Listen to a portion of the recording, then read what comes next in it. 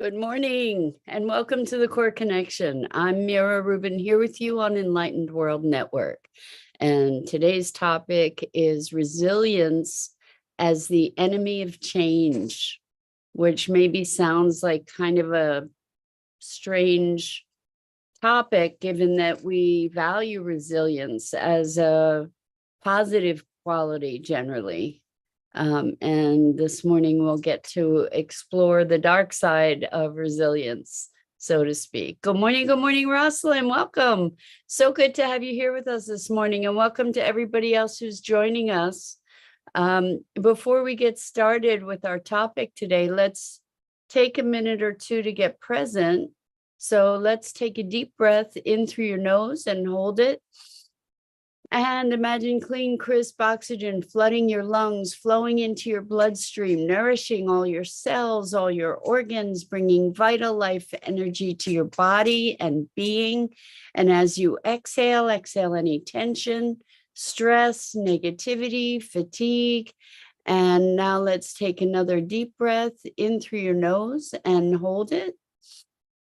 And this time, imagine brilliant, bright light lighting you up from the inside out, illuminating, electrifying, and energizing all your cells, all your molecules and electrons, creating a brilliant beam of light and energy from your heart out into the world.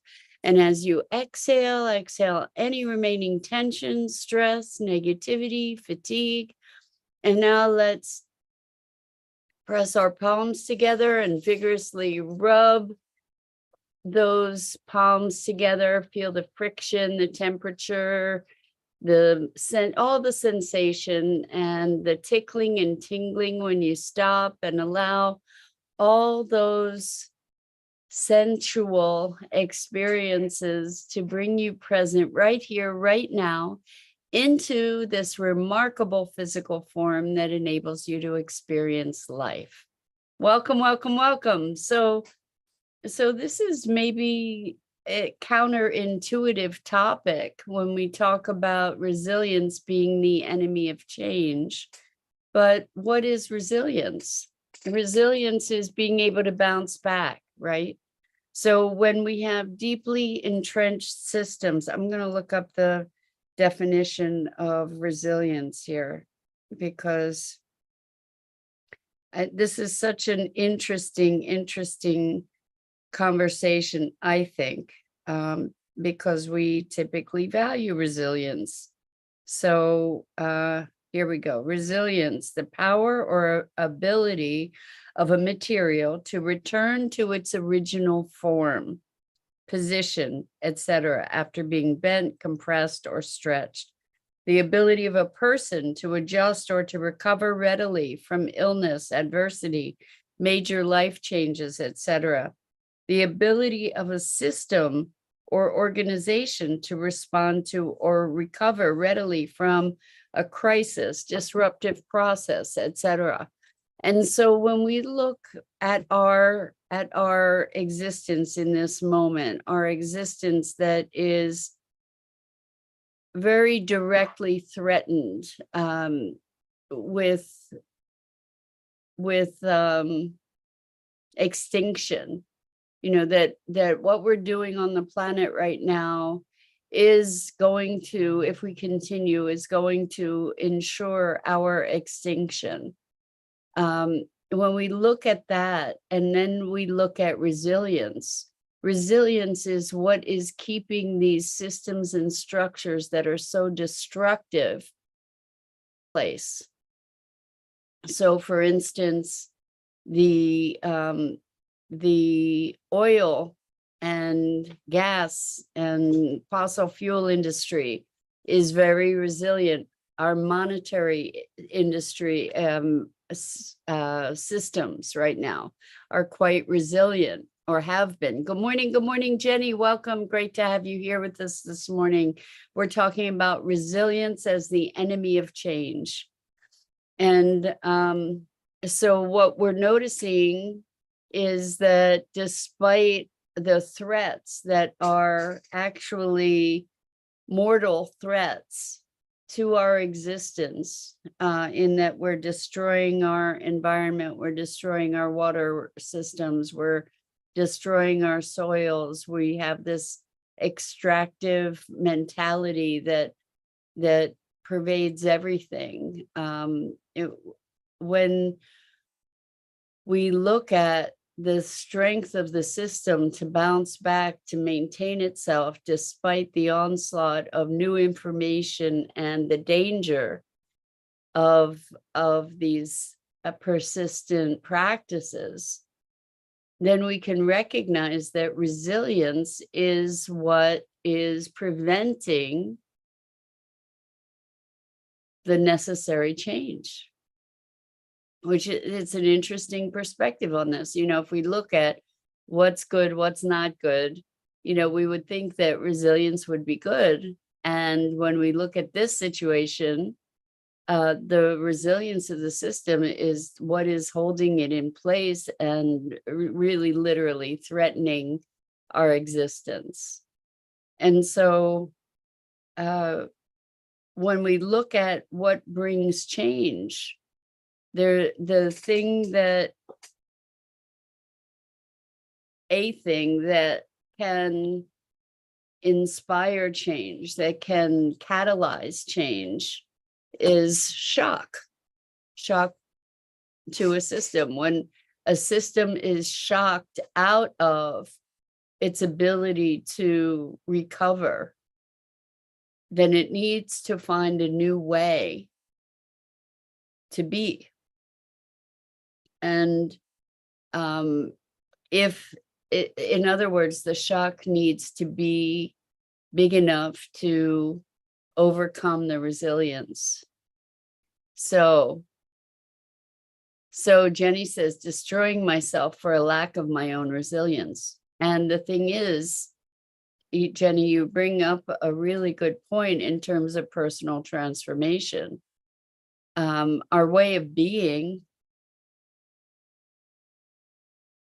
is something that we keep reconstructing, whether it's pain, suffering, whatever, we keep reconstructing it. And then it can come a time when the shock or the pain is just too much for the system to be able to reconstruct itself. And therefore, in that moment, it needs to find a new way to reconstruct itself. And so in that way, we need to destroy the self that is so deeply committed to the things that are destructive to our being. And, we may have the opportunity to evolve out of that self, but often the changes that occur through cataclysm. For instance, a near-death experience is a shock to the system that allows us to reset and to recognize different values. We can, it's like with an alcoholic or an addict who finally hits bottom. That shock is either going to destroy the system entirely or precipitate a reset. So Rosalind says, big change wreaks havoc on our nervous system, so we tend to resist change because of the unknown, fear or criticism, etc. We do tend to resist change. And whether big change is good or bad, it does present its challenges. There's no doubt about that. There's stress associated with change because of the unknown, for sure. And the thing is that in order to rethink things, something big has to happen, generally, because we don't generally take the initiative without some kind of impetus, some kind of stimulus that requires us to come up with something new. Otherwise, we tend to want to just keep business as usual, so to speak. We just want to continue in the same direction. We want to continue with our same patterns And it takes a shock to be able to rethink those things and to come to a new awareness, a new choice, to shake us out of our perpetual hypnosis, to shake us out of our daily norm. And we do, so if we look at COVID, for example, a lot of people talk about getting back to normal. Well, the thing is that normal was really dysfunctional to begin with. And now I don't know that we want to get back to normal. We want to pretend that everything's the same, but it isn't. And it's the resilience of the system that stops us from making the transformations that we really deeply need to make. So just because there's a shock doesn't mean that the transformations are going to be positive either. Just because the system loses its resilience doesn't mean that the new option is going to be better necessarily.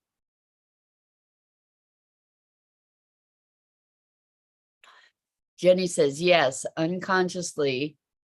And now old wounds are festering. I've been near death with leukemia twice and countless times for 6 years after a stem cell transplant, which made my PTSD worse. That's interesting.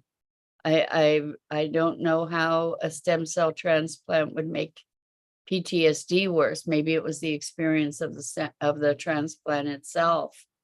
But so I think that there comes a breaking point where we say, I can't do this anymore. And some people commit suicide and some people just transform. And the things that were so torturous stop torturing them because they put them in a very different context where we live beyond our wounds, where the wounds fade in insignificance, so we don't identify with them anymore. We can use those wounds for having given us deeper wisdom, where the pain is just too much to bear, so we stop doing that anymore. We stop having the pain. We move into something different. This is, like Elaine is a great example where she's experienced such profound pain and suffering that at one point it shifted. And there was a revelation about life beyond that. That I consider that an act of grace or a moment of grace that allows for that transformation. But there is that point, which we may or may not reach, where we leave our suffering behind. Rosalind says, do we suffer enough before we want to make a change? Or can it happen gradually? I think both. And that's really what we're talking about. If the system is resilient, if the structure for experiencing that pain is so solid that it weathers all the disruptions, then it's going to take a huge shock, a huge incident to disrupt it. I see people in my coaching practice that are so deeply entrenched in certain sufferings that we've made temporary inroads and some gradual progress, but temporary inroads that are then dismantled because the structure for the suffering, for the misery, is so deeply entrenched.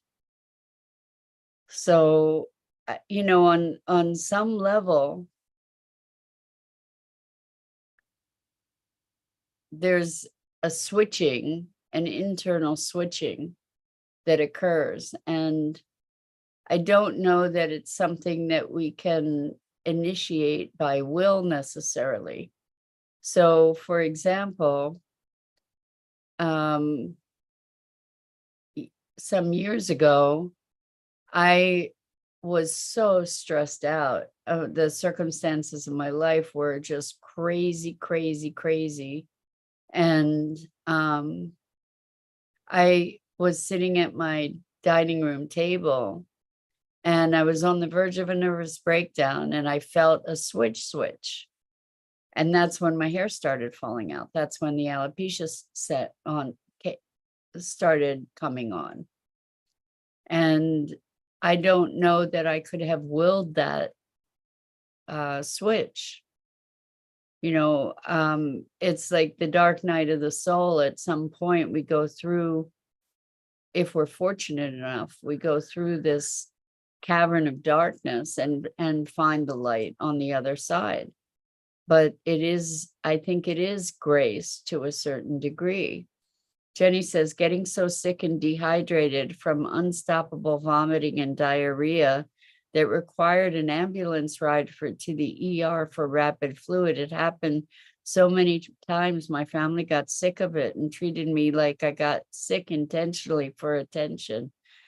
Jenny, you need to write a book, honestly, with what you've been through.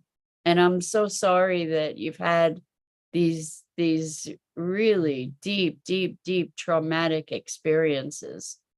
For you to get onto the other side of it, I don't know how that's going to happen, sweetheart. But I pray for that for you, that at some point something just flips and you're able to experience your experience from a vantage point that lifts you. Because you've certainly experienced profound challenges. There's no question about it. And you have a profound resilience too. And so, like I said, we consider that resilience is a good thing. It's a good thing until it isn't.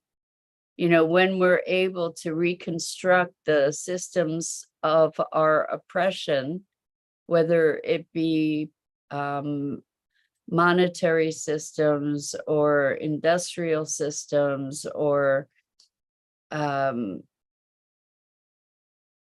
political systems or emotional structures, as we're able to reconstruct them over and over, we perpetuate whatever the circumstances and the systems are. And this notion of a shock to the system, like humanity is facing the prospect, or not just facing the prospect, facing shocks that we keep trying to deny. We have this situation with climate change. We have all kinds of political disruptions and red flags all over the place. There's a crumbling happening, but the thing is that the systems that are underlying are so resilient that they're going to keep on pumping until there's a major crisis, or even bigger major crisis than we've been facing. And so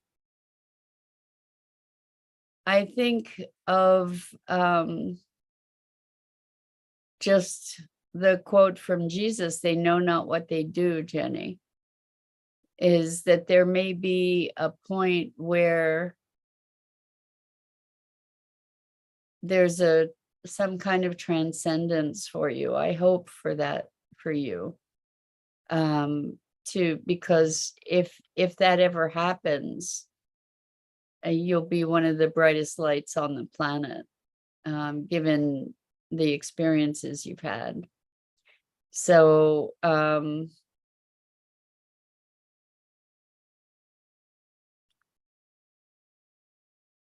so Jenny's talking more about, I don't want to spend all this, I hear you've had just untenable challenges, Jenny. And I just can't imagine your strength to have been able to move through these things. And the thing is that when we're talking about resilience and shock, we're talking about construction and deconstruction. That there are certain shocks, there are certain events that are so disruptive that we can't put the pieces back together. It's like Humpty Dumpty, right? Falls off the wall and can't put all the pieces back together.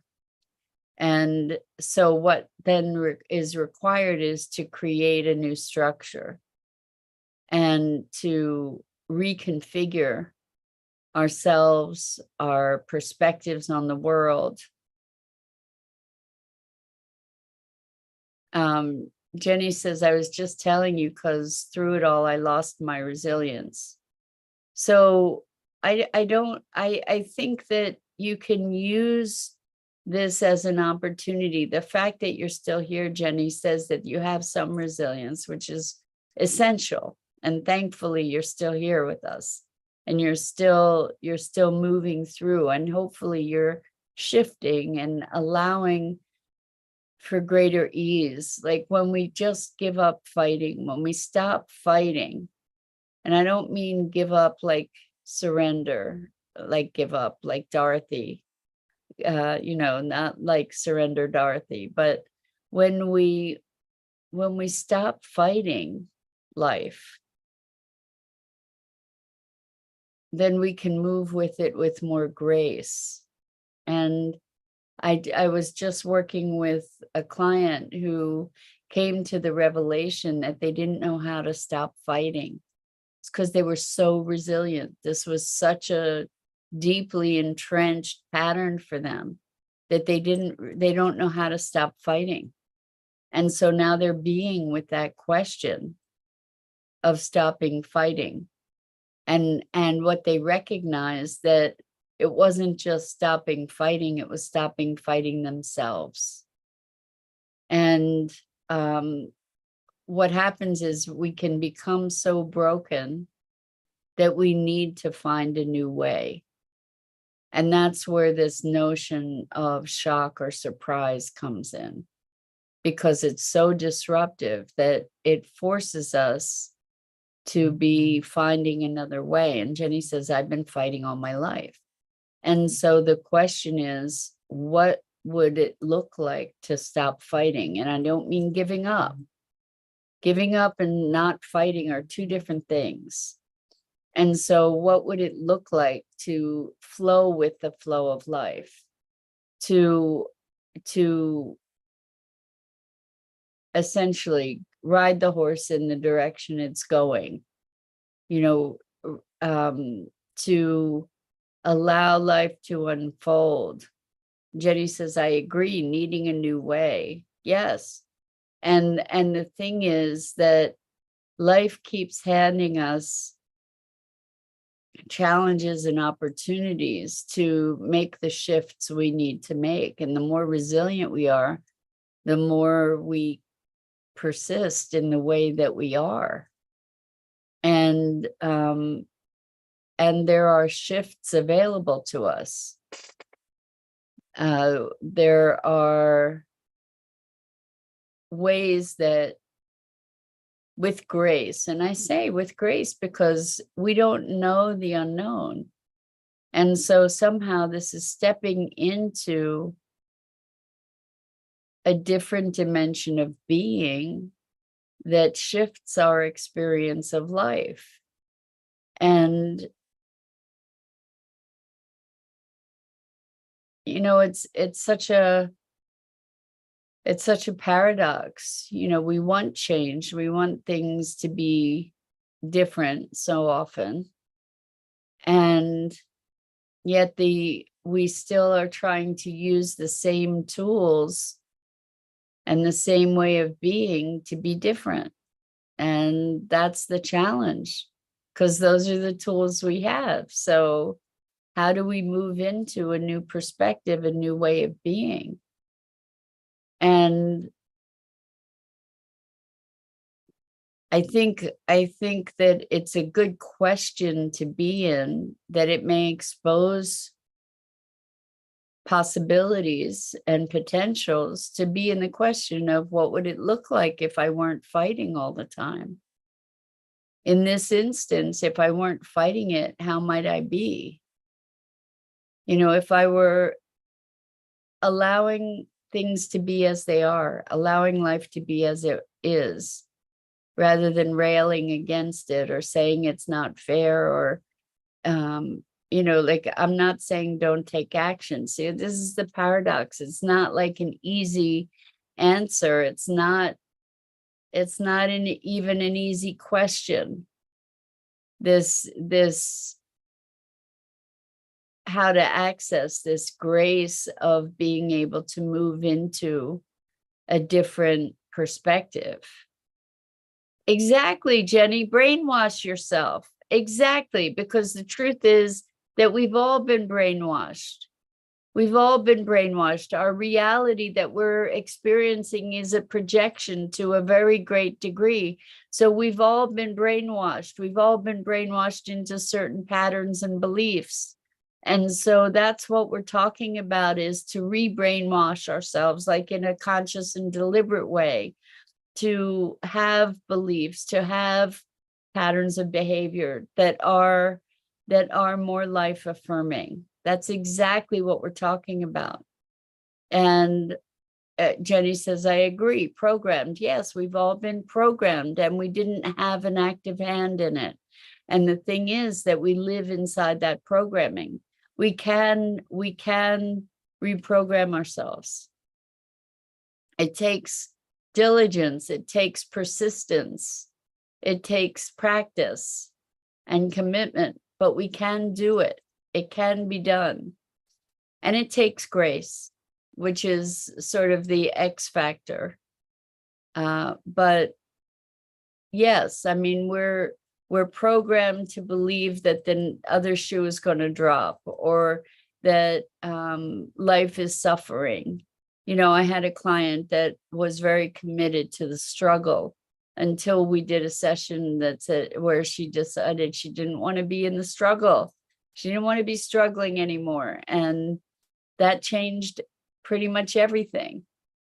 So anyway, tough stuff. And I really honor you for engaging in this conversation, because it's challenging, it's confronting.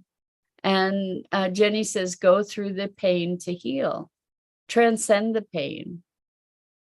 Recognize that the pain is more than the pain, or that there's something else there. And anyway, I have to run. So I'm Mira Rubin. This is the Core Connection, and I go live here each weekday morning at 9 a.m. Eastern on the Enlightened World Network Facebook page and YouTube channel. And I am so grateful to you for your courage and willingness to engage in these conversations. And until next time.